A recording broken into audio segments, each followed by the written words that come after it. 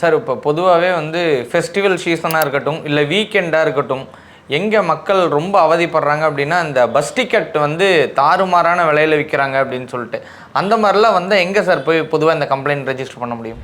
Government bus, private bus, train, இந்த omni bus, இந்த மாதிரி இதெல்லாம் வந்து ஒரு ஃபிக்ஸட் ப்ரைஸ் தான். அந்த ப்ரைஸுக்கு மேலே அவங்களால குட்டி பண்ண முடியாது. ஒரு சில நேரங்களில் இந்த ப்ரீமியமாக பண்ணுறேன் அப்படின்னு ப்ரைவேட் பஸ் பீப்புள் நிறைய நேரங்களில் பார்த்தீங்கன்னா கூடுதலாக இது பண்ணுறாங்க. ஆக்சுவலி பார்த்தீங்கன்னா ஸ்டேட் டிரான்ஸ்போர்ட் அத்தாரிட்டி, எஸ்டிஏன்னு சொல்லுவாங்க, அதில் வந்து நீங்கள் புகார் அளிக்கலாம். அதுக்கு கரெக்டான ஆதாரம் வச்சுக்கணும். கூகுள் பேயில் தான் பண்ணுவேன் அப்படின்னு சொல்லி, அது இல்லைன்னா பில்லு வாங்கணும்.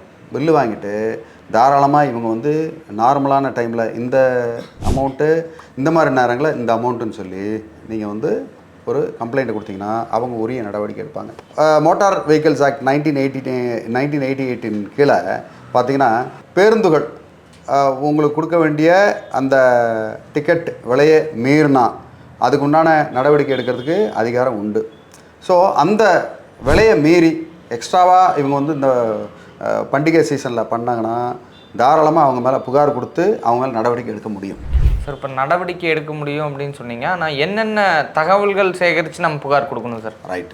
இப்போது நீங்கள் வந்து புகார் கொடுக்கும்போது சும்மா ஒரு எங்கேயோ போனேன், அங்கே வந்தேன், செஞ்சேன் அப்படின்னு இல்லாமல் எந்த இடத்துல ஏறினீங்க, எந்த இடத்துல இறங்குனீங்க, எந்த பேருந்தில் ஏறினீங்க, எந்த பகுதியில் எந்த டைமுக்கு நீங்கள் இறங்குனீங்க, அது மாதிரி நேரம் எத்தனை மணிக்கு ஏறினீங்க, அந்த பேருந்தோடைய நம்பரு, மற்ற டீட்டெயில் எல்லாத்தையும் தெரிஞ்சு வச்சுக்கணும். பெரும்பாலும் பார்த்திங்கன்னா அந்த கண்டக்டர்ஸ், டிரைவர்ஸ்லாம் வந்து நேம் பலகை இருக்கும் அவங்களுடைய சட்டையில்.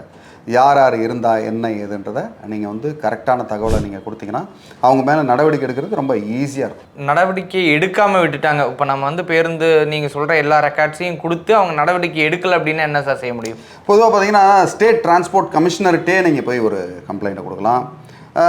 இல்லைனா வந்து டிஸ்ட்ரிக்ட் கலெக்டர்கிட்டே கொடுக்கலாம்.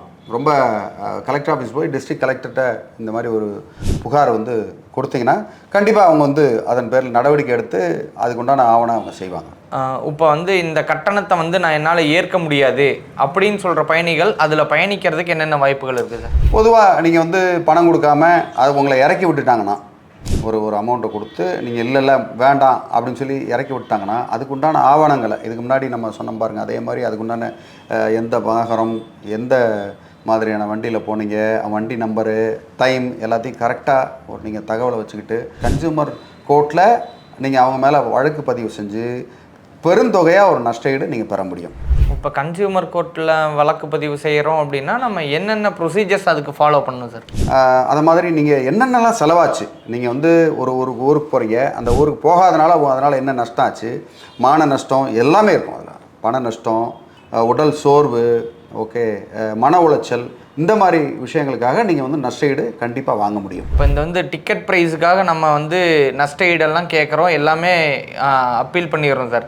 அதுக்கான தண்டனை அப்படிங்கிறது இருக்குங்களா சார்? கண்டிப்பாக நீங்கள் வந்து காம்பன்சேஷன், நீங்கள் வந்து தண்டனைன்றது வந்து என்ன அப்படின்னா, ஒன்று ஜெயில் தண்டனை மட்டும் அப்படின்னு தண்டனை ஆயிருமா, அதனால் உங்களுக்கு என்ன பண்ணுங்க, அப்படி கிடையாது. இதை பொறுத்த வரைக்கும் கன்சூமர் ஃபோரம் ஆக்டின் கீழே செக்ஷன் 14 அண்ட் செக்ஷன் 15 உள்ள நடவடிக்கைகள் வந்து தண்டனைகள் அது மற்றும் உரிய காம்பன்சேஷன், பெருந்தொகை வந்து நீங்கள் காம்பன்சேஷன் வாங்குறது அவங்களுக்கு ஒரு பெரிய தண்டனையாக இருக்கும். சார் இப்போ புகாரை வந்து அளிக்கிறோம் அப்படின்னா அதனால பயணிகளுக்கு வந்து என்னென்ன நன்மைகள் இருக்கும் சார்? பொதுவாக நீங்கள் வந்து ஒரு புகார் அளிக்கும் போது நீங்கள் வந்து அந்த புகாரின் தன்மை என்ன ஆச்சுன்னு சொல்லி ரைட் டு இன்ஃபர்மேஷன் ஆக்டில், ஆர்டிஐயில் கேட்டு நீங்கள் வந்து என்ன நடந்துகிட்டு இருக்குன்றதை நீங்கள் உங்களால் கண்காணிக்க முடியும். அதை நீங்கள் வந்து முழுமையாக நீங்கள் தெரிஞ்சுக்கிட்டு நீங்கள் அதுக்குண்டான ஆவண செய்யலாம். அடுத்தடுத்து என்னென்ன நடவடிக்கைகள்னு நீங்கள் எடுத்து நீங்கள் கண்டிப்பாக அடுத்த ஸ்டெப் என்ன அப்படின்றத நீங்கள் தெரிஞ்சுக்க முடியும். சார் இப்போ பேருந்து அதிகாரிகள் அளிக்கும் சேவைகளை தெரிஞ்சுக்கிறதுக்கு நம்ம இனிமேலும் தெரிஞ்சுக்கணும் அப்படின்னா அதை என்ன சார் செய்ய முடியும்? பொதுவாக கவர்மெண்ட் டிரான்ஸ்போர்ட் ஆஃபீஸ் இருக்கும். அந்த டிரான்ஸ்போர்ட் ஆஃபீஸில் ஒரு பஸ்ஸோ, ஆம்னி பஸ்ஸோ இல்லை வாகனத்தில் நீங்கள் வந்து டிரான்ஸ்போர்ட் பண்ணுறீங்கன்னா அதுக்குண்டான கவர்மெண்ட்டு கொடுக்கக்கூடிய சட்டங்கள் என்னென்ன, அந்த சட்டத்தை வந்து இவங்க ஃபாலோ பண்ணுறாங்களான்னு நீங்கள் முழுமையாக தெரிஞ்சுக்கலாம். தெரிஞ்சுக்கிட்டு அதை வந்து நீங்கள் தொடர்பில் இருக்கலாம். நீங்கள் வந்து அடிக்கடி நீங்கள் பயணம் செய்கிறவராக இருந்தால் இதை கண்டிப்பாக நீங்கள் தெரிஞ்சுக்கணும். நீங்கள் பயணம் செய்கிறீங்க, அந்த பயணத்தின் போது என்னென்ன பிரச்சனைகள் வரும், அந்த பிரச்சனையை நீங்கள் எதிர்கொள்கிறது எப்படின்றது வந்து நீங்கள் தெரிஞ்சுக்கலாம். மேலும் இது சம்பந்தமாக வேறு ஏதாவது உங்களுக்கு பிரச்சனை இருந்தாலும் இல்லை வேறு ஏதாவது பாதிக்கப்பட்டிருந்தால் தாராளமாக டிஸ்கிரிப்ஷனில் கொடுத்துருக்க என்னுடைய வாட்ஸ்அப் நம்பருக்கு நீங்கள் மெசேஜ் அனுப்பலாம். என்னுடைய அட்ரஸுக்கு நீங்கள் வரலாம். வந்தீங்கன்னா சென்னையில் தான் இருக்கிறோம் நாங்கள். வரலாம், வந்து அதுக்குண்டான தீர்வை வந்து நீங்கள் தெரிஞ்சுக்கலாம். நன்றி, வணக்கம்.